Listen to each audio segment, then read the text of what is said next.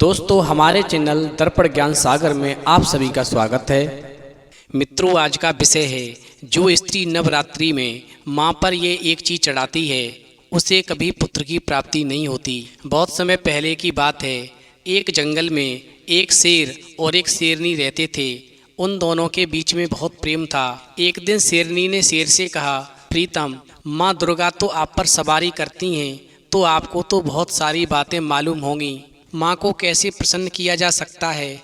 मैंने देखा है कि बहुत सी स्त्रियाँ नव दुर्गा व्रत रहती हैं। कोई फूल चढ़ाता है, कोई पत्ते चढ़ाता है, कोई धूप चढ़ाता है, कोई फूल चढ़ाता है, कोई मिठाई चढ़ाता है।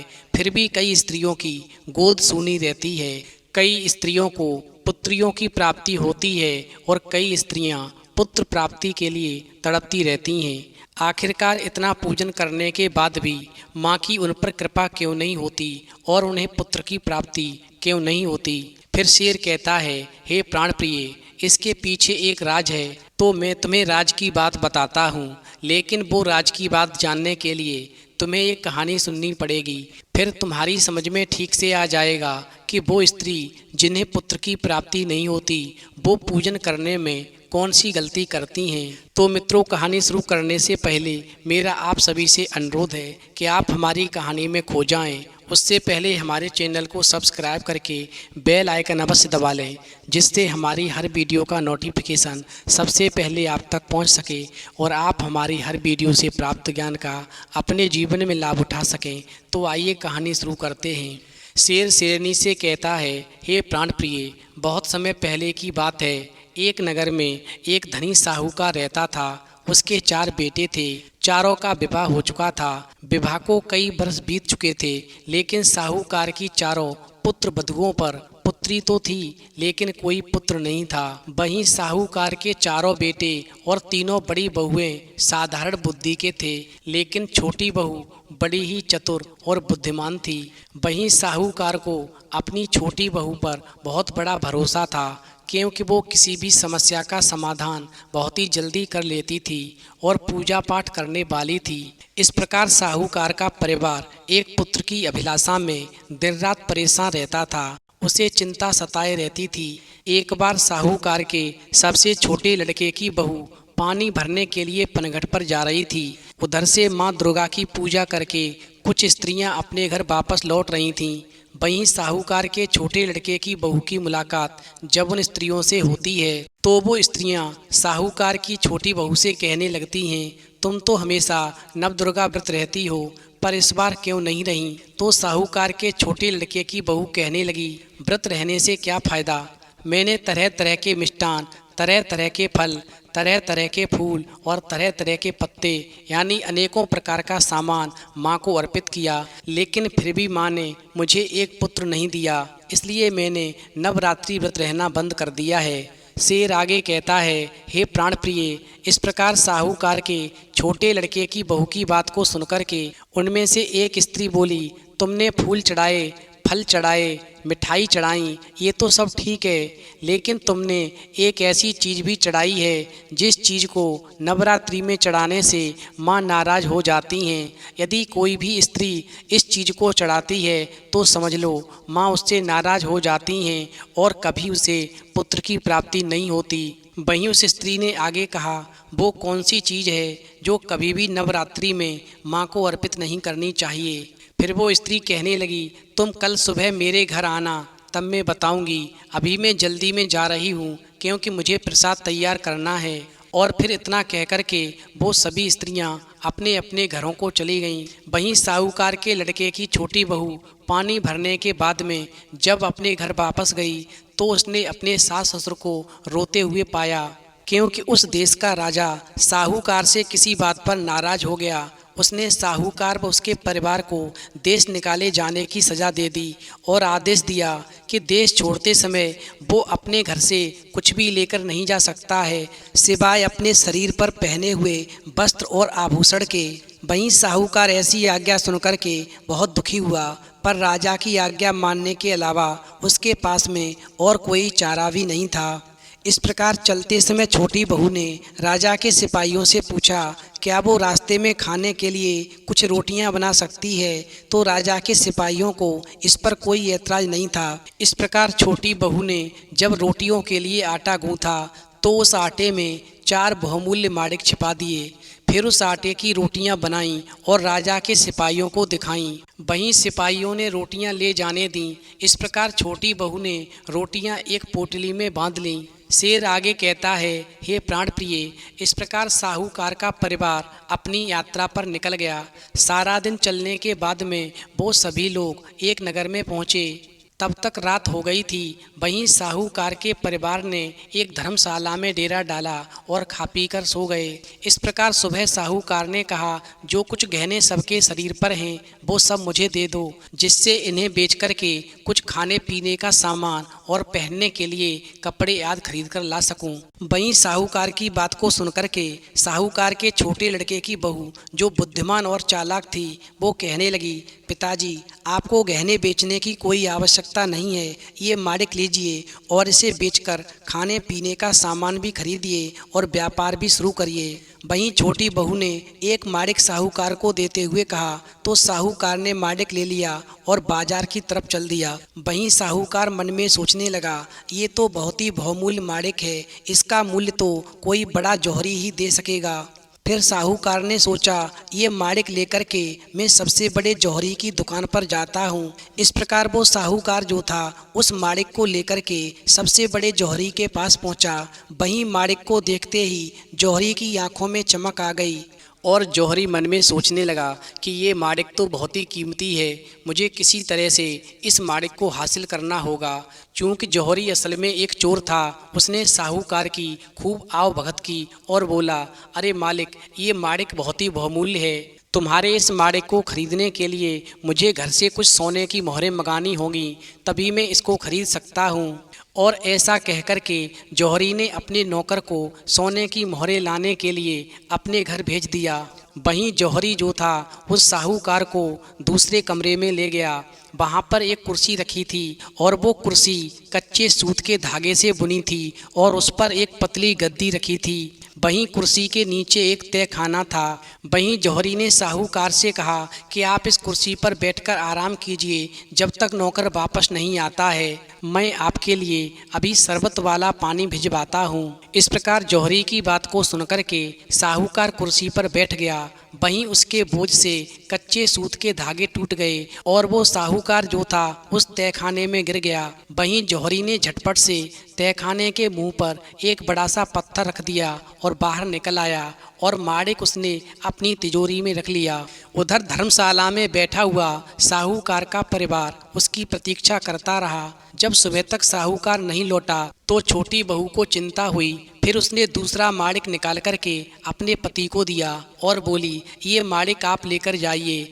यदि पिताजी से आपकी भेंट हो जाए तो ये माणिक नहीं बेचना और इसे वापस ले आना, वरना इस माणिक को बेच करके खाने पीने का सामान ले आना। वहीं छोटी बहू का पति माणिक लेकर बाजार की तरफ चल दिया और फिर घूमता हुआ वो भी उसी जौहरी की दुकान पर पहुंचा और उसके साथ भी जौहरी ने वही किया जो उसके पिता के साथ किया था। इस प्रकार बाप बेटे दोनों उसी तहखाने में बंद हो गए। शेर आगे कहता है, हे प्राण प्रिय, इस प्रकार छोटी बहू का पति भी जब सुबह तक नहीं लौटा तो छोटी बहू को बहुत चिंता हुई। फिर वो मन में सोचने लगी कि अब मुझे खुद ही पता लगाना होगा कि इस नगर में मेरे ससुर और पति कहाँ खो गए। और फिर ऐसा सोच कर के छोटी बहू ने अपने शरीर पर पहने हुए आभूषण लिए और बाजार की ओर चल दी। वहाँ पर पहुँच कर के आभूषण बेचकर उसने खाने पीने का सामान और सबके पहनने के कपड़े खरीदे और अपने लिए उसने सिपाही की पोशाक खरीदी। वहीं धर्मशाला में पहुंचकर उसने खाने पीने का सामान और कपड़े परिवार वालों को दिए और ये कहकर कि वो ससुर और पति की खोज में जा रही है, वहाँ से चल दी। इस प्रकार छोटी बहू ने सिपाही का भेष बनाया और सीधे राज दरबार में पहुंची और फिर उसने हाथ जोड़ कर के राजा से विनती की कि उसे अपने सिपाहियों में रख ले। वहीं राजा ने जब उस सुंदर युवक को देखा तो एकदम से खुश हो गया और उस युवक को सिपाही की नौकरी दे दी। राजा यही समझ रहा था कि ये कोई नौजवान लड़का है, लेकिन असल बात तो ये थी कि वो साहूकार के छोटे बेटे की पत्नी थी। इस प्रकार साहूकार की छोटी बहू को राजा ने महल के चारों ओर पहरा देने का काम दिया। वहीं कुछ दिनों से महल की पशुशाला में रोजाना रात को एक राक्षस आकर उत्पात मचाता था और वो रोज एक पशु को मारकर खा जाता था। वहीं उसके डर के मारे कोई भी सिपाही उधर पहरा देने के लिए राजी नहीं होता था। लेकिन साहूकार की छोटी बहू ने राजा से पशुशाला में पहरा देने की आज्ञा मांगी। पहले तो राजा ने इतनी कम उम्र के नौजवान को मौत के मुंह में धकेलने से मना कर दिया, लेकिन उसके बार बार कहने पर राजा ने उसे जाने की आज्ञा दे दी। शेर आगे कहता है, हे प्राण प्रिय, जंगल के रास्ते पर एक बहुत बड़ा और घना पेड़ था। जब रात हुई तो साहूकार के छोटे लड़के की बहू उस पेड़ पर चढ़कर बैठ गई। उसने छुरी से अपने बाएं हाथ की उंगली में घाव कर दिया, जिससे कि घाव के दर्द से उसे नींद ना आ सके। फिर वो पेड़ पर बैठकर पहरा देने लगी। वहीं आधी रात के बाद में उसे जंगल की तरफ से आहट सुनाई दी। फिर उसने देखा कि जंगल से निकलकर एक बड़ा सा भैंसा सींग उठाए हुए महल की चार दीवारी की ओर दौड़ा चला आ रहा है। इस प्रकार साहूकार की बहू समझ गई कि वो राक्षस यही है, और फिर जैसे ही वो भैंसा पेड़ के नीचे आया, वैसे ही साहूकार की बहू जो थी हाथों में तलवार लेकर उसके ऊपर कूद गई और तलवार से उसकी गर्दन काट गिराई। इस प्रकार मरते ही राक्षस जो था अपने असली रूप में आ गया। और फिर जब राजा को ये समाचार मिला कि वो राक्षस मर चुका है, तो राजा बहुत प्रसन्न हुआ। और फिर राजा ने साहूकार के छोटे लड़के की बहू से कहा कि इस राक्षस को तुमने बड़ी ही बहादुरी से मारा है। तुम जो चाहो मुझसे इनाम मांग लो, तुम जो भी मांगोगे तुम्हें वही मिलेगा। वहीं साहूकार के लड़के की बहू ने कहा, महाराज, यदि आप प्रसन्न हैं तो मुझे नगर की रक्षा का भार दे दें और मुझे ये स्वतंत्रता दें कि जब मैं चोर को पकड़ूं तो उसे जो चाहे दंड दूं। वहीं राजा को उस नौजवान की बहादुरी और समझदारी पर पूरा भरोसा था। और फिर राजा ने साहूकार की बहू को नगर का कोतवाल बना दिया। इस प्रकार साहूकार के लड़के की बहू जो थी अपने पति और ससुर की खोज में निकली और रास्ते में सोचती गई कि मेरे ससुर बहुत बड़े योग्य व्यापारी थे, वो उस बहुमूल्य माणिक को लेकर के जरूर शहर के सबसे बड़े जौहरी के पास गए होंगे। और फिर ऐसा सोच कर के उसने मन में विचार किया कि मुझे भी इस शहर के सबसे बड़े जौहरी के पास जाना चाहिए। मुझे पूरा विश्वास है कि जौहरी को जरूर मेरे पति और ससुर के बारे में पता होगा। शेर आगे कहता है, हे प्राण प्रिय, इस प्रकार वो बहू जो थी जौहरी की दुकान पर पहुंची। वहीं जौहरी ने नगर कोतवाल को अपनी दुकान पर देखा तो झटपट उसकी खातिरदारी में लग गया और कहने लगा, आप हमारी दुकान पर पधारे, हमारे अहोभाग्य हैं, मैं आपकी क्या सेवा करूं। वहीं लड़के के रूप में साहूकार की बहू कहने लगी, हमारी राजकुमारी का शीघ्र ही विवाह होने वाला है और महाराज अपनी बेटी के लिए एक बहुत ही सुंदर माणिक जड़ा हुआ घर बनवाना चाहते हैं। आप मुझे बढ़िया से बढ़िया माणिक दिखलाइए। चूंकि जौहरी ये पहचान नहीं सका कि ये उसी साहूकार के लड़के की पत्नी है, वो तो समझ रहा था कि ये राजा का कोतवाल है, और इसीलिए जौहरी ने उस साहूकार की पत्नी को अनेक माणिक दिखाए, पर साहूकार की पत्नी को कुछ भी पसंद नहीं आया और कहने लगी, ये सब आप क्या दिखा रहे हैं, मुझे कोई ऐसा बहुमूल्य माणिक दिखाइए जो राजकुमारी के पद के अनुरूप हो। और फिर उस कोतवाल की बात को सुनकर के जौहरी ने तिजोरी खोली और उसके अंदर से वही माणिक निकाला जो उसने साहूकार से धोखे से हासिल किया था और उसको तहखाने में डाल दिया था। इस प्रकार उस माणिक को देखते ही साहूकार के लड़के की बहू पहचान गई कि ये तो वही माणिक है जो मेरे ससुर लेकर के बाजार आए थे। और फिर उसने सिपाहियों को आदेश दिया कि इस जौहरी को पकड़ लो, ये एक चोर है। और कहने लगी, तुम जल्दी बताओ, जिस साहूकार से तुमने ये माणिक छीना है वो इस समय कहाँ पर हैं। लेकिन जौहरी कहने लगा, हे कोतवाल साहब, मैं किसी साहूकार को नहीं जानता, ये तो माणिक मेरा है। वहीं साहूकार के लड़के की बहू बोली, ठीक है, अगर तुम सच नहीं बोलते तो मैं तुम्हारा सिर अभी धड़ से अलग करता हूँ, क्योंकि मुझे राजा ने पूरी छूट दी है चोरों को कैसे सबक सिखाया जाए। और फिर इतना कहकर के साहूकार के छोटे लड़के की बहू ने तलवार निकाल ली। वहीं तलवार को देख कर के जौहरी एकदम से घबराया और कहने लगा, लगता है कोतवाल को सब पता है। और फिर ऐसा सोच कर के वो जौहरी जो था दुकान के बाहर भागने लगा। उसी समय सिपाहियों ने उसे पकड़ लिया और रस्सी से बांध दिया। इस प्रकार साहूकार के लड़के की छोटी बहू दुकान की तलाशी लेने लगी। वहीं दूसरे कमरे में उसे बड़ा सा पत्थर दिखाई दिया। फिर तो उसने सिपाहियों से उस पत्थर को हटाने के लिए कहा। वहीं पत्थर हटाया गया तो तय खाने में साहूकार और उसका पति अधमरी हालत में पड़ा हुआ था।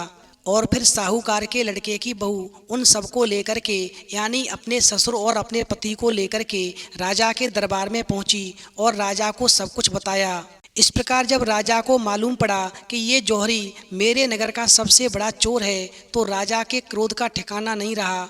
और फिर राजा ने फौरन ही उस जौहरी को बुलवाया और कारागार में डलवा दिया। वहीं राजा अपने इस युवक कोतवाल की वीरता और बुद्धिमता से बहुत ज़्यादा प्रभावित हुआ और मन में सोचने लगा कि ऐसा वीर युवक तो मेरा दामाद होना चाहिए। और फिर ऐसा सोचकर के राजा ने अपनी पुत्री के विवाह का प्रस्ताव साहूकार के छोटे लड़के की बहू के सामने रख दिया। उधर साहूकार के लड़के की बहू कहने लगी, महाराज मैं ऐसा नहीं कर सकता, मुझे क्षमा करें। और फिर इतना कहने के बाद ही उस साहूकार की बहू ने अपना सिपाही का भेष उतारा और अपने असली रूप में आ गई। फिर हाथ जोड़कर राजा के पैरों में गिरकर उसे बताया कि किस तरह उसने सिपाही का भेष अपने ससुर और पति का पता लगाने के लिए धारण किया था। शेर आगे कहता है, हे प्राण प्रिय, इस प्रकार राजा जो था उसकी बुद्धिमता से बहुत ज़्यादा प्रभावित था।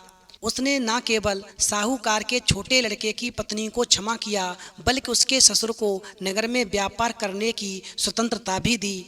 इस प्रकार वो साहू का परिवार जब अपने घर पर वापस आ गया, उसके बाद में साहूकार के छोटे लड़के की बहू उस स्त्री के पास गई जो उसे पनघट पर मिली थी और जाकर कहने लगी, मैंने ऐसी कौन सी चीज़ माँ को अर्पित की थी जो नवरात्रि में मुझे नहीं चढ़ानी चाहिए थी, जिसकी वजह से माँ मुझसे नाराज़ हैं और मुझे आज तक पुत्र की प्राप्ति नहीं हुई। फिर उस स्त्री ने कहा, तुमने नवरात्रि में माँ को तुलसी के पत्ते अर्पित किए थे जो नहीं करने चाहिए। जो स्त्री नवरात्रि में माँ को तुलसी के पत्ते चढ़ाती है उसे कभी भी पुत्र की प्राप्ति नहीं होती और उसका परिवार बिखर जाता है, जैसा कि तुम्हारे पूरे परिवार के साथ में हुआ।